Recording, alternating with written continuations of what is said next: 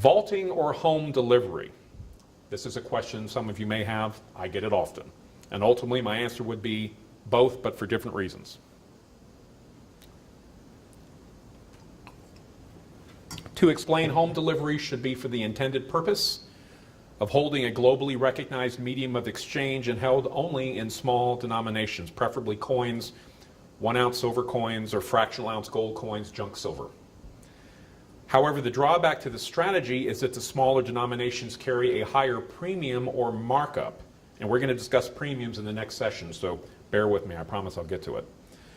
Should your bank go on an unscheduled holiday and close for any period of time, impose capital controls, or restrict access to your funds, such as witnessed in Cyprus, experience a currency crash, you're going to need something of recognized value to potentially trade or barter with during this window of time. Now back to Cyprus for a moment, because I think it's important for us to understand what actually happened there. Most people may not be aware of the bank bail-in in Cyprus, and the question is now, what is a bank bail-in? A bank bail-in is basically the exact opposite of a bank bail-out.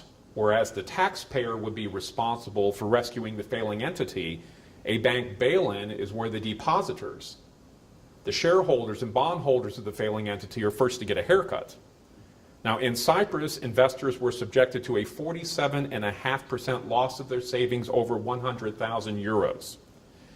Capital controls were implemented during a theoretical 2-week resolution weekend. Yes, the banks were kept shut for 2 weeks. Think about that for a moment. This is the first time that capital controls have ever been imposed within the Eurozone. Capital controls included limits on bank withdrawals, foreign money transfers, and credit card transactions.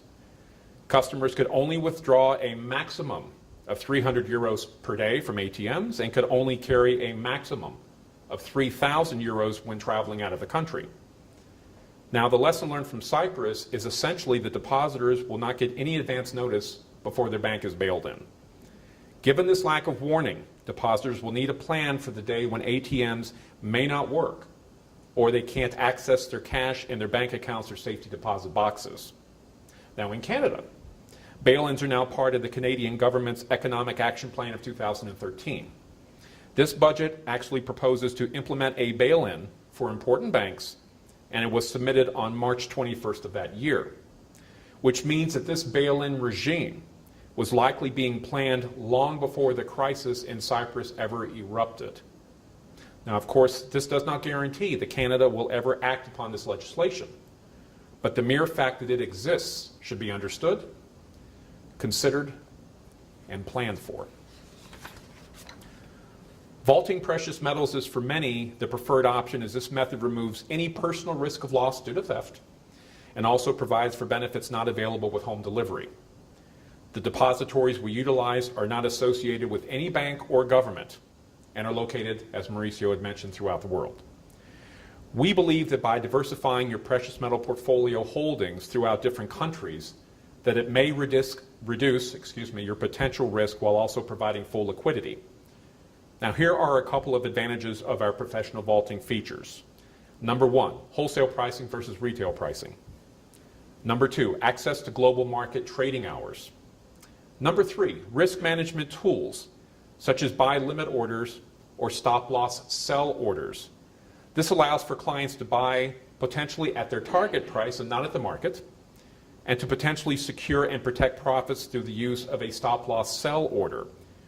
These risk management tools are available within certain limitations in all global market trading hours. Number 4, online real-time client account information. All account data, to include real-time pricing, balances, monthly statements, and buy and sell tickets, are all readily available 24 hours a day. And 5, as mentioned, the diversification of secure storage in other countries.